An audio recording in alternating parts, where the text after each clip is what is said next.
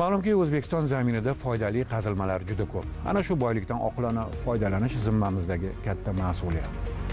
Noruda tog' jinslari bu qayta ishlanmagan ma'dan, ya'ni uning xom holati. Uni qazib olish bilim, texnika va tajriba talab etadi. So'nggi yillarda mazkur sohada faoliyat ko'rsatayotgan tadbirkorlar 1,5 barobarga oshdi.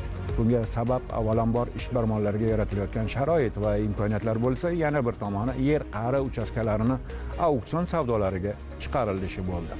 Tog' sanoati va geologiya vazirligi tizimidagi yer qa'ridan foydalanish markazi davlat muassasasi ayni mazkur sohada faoliyat olib borayotgan biznes subyektlariga davlat xizmatlarini ko'rsatadi. Litsenziya olish hamda yer osti hududlaridan oqilona foydalanilishi ustidan monitoring olib boradi. Sohadagi jarayonlarni o'rgangan hamkasbim mavzuni aniq misollar asosida davom ettiradi.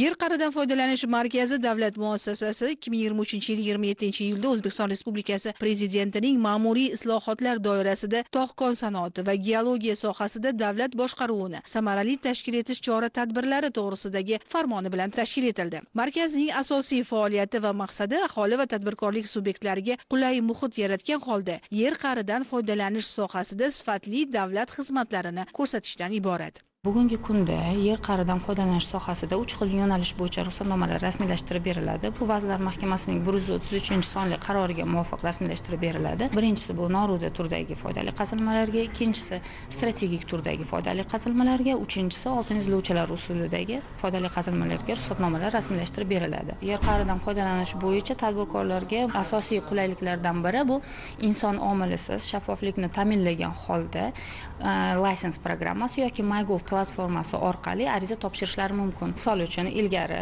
viloyatlardagi tadbirkorlarimiz hujjat topshirish uchun bizani davlat idoramizga kelishiga majbur edi. Endi hozir bo'lsa elektron shaklda topshirishi mumkin. Bu yerlarda tabiat sukut saqlaydi. Tog'lar esa yillar davomida saqlangan xazinalar haqida gapirmasdan turadi. Mazkur sohaning haqiqiy fidoyisi esa bilim, texnologiya va mehnatni uyg'unlashtirgan holda qazilmalardan oqilona foydalana oladi. Bu borada esa markaz ularga ko'makchi bo'lmoqda.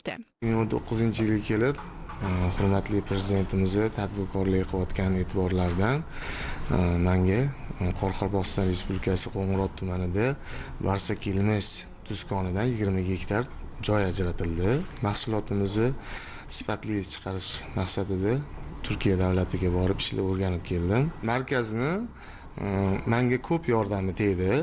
Masalan, litsenziya olishimizda har bitta hujjatga to'g'ri yo'nalish ko'rsatib, o'z vaqtida qilib berishdi. Hozirgi kunda eksportga yo'lga qo'ymoqchimiz. Markazdan kelib maslahat olaman. Tizimga joriy yilning yanvar-may oylarida 584 ta murojaat kelib tushgan. Uning 283 tasi hal etilgan. Murojaatlar asosan auksion, yer osti suvlariga ruxsatnoma olish hamda loyiha ekspertizasi uchun xulosalar yuzasidan kelib tushgan. Aytish joizki, yer qa'ridan foydalanish sohasidagi 11 turdagi davlat xizmati to'liq elektron shaklga o'tkazilgan. Shuningdek, qo'l markaz orqali aholi va tadbirkorlik subyektlari tomonidan kelib tushayotgan savollarga javob va maslahatlar berib borilmoqda. Chunki foydali qazilmalarni o'zlashtirish jarayonlari nafaqat iqtisodiy foyda, balki katta mas'uliyatni ham talab qiladi.